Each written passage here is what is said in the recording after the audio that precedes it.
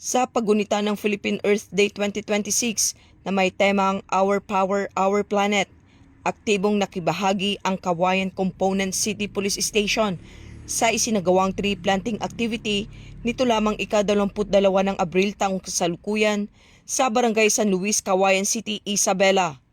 Ang naturang aktibidad ay nilahukan ng lokal na pamahalaan ng Kawayan, katuwang ang Senro, Peso Office at mga miyembro ng tupad.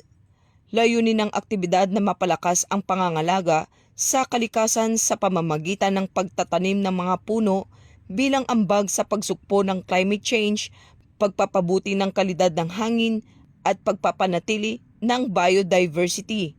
Samantala, ipinaabot naman ni Police Colonel Manuel B. Bringas, Provincial Director ng Isabela Police Provincial Office, na ang ganitong mga aktibidad ay mahalagang hakbang upang maipakita ang malasakit sa kalikasan.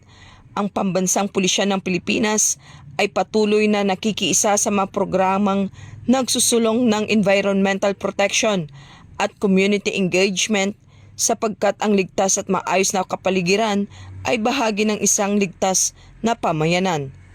Patuloy naman ang suporta ng Kapulisan ng Isabela sa mga programang pangkalikasan bilang bahagi ng mas pinalakas na ugnayan ng pulisya at komunidad tungo sa isang mas luntiang kinabukasan.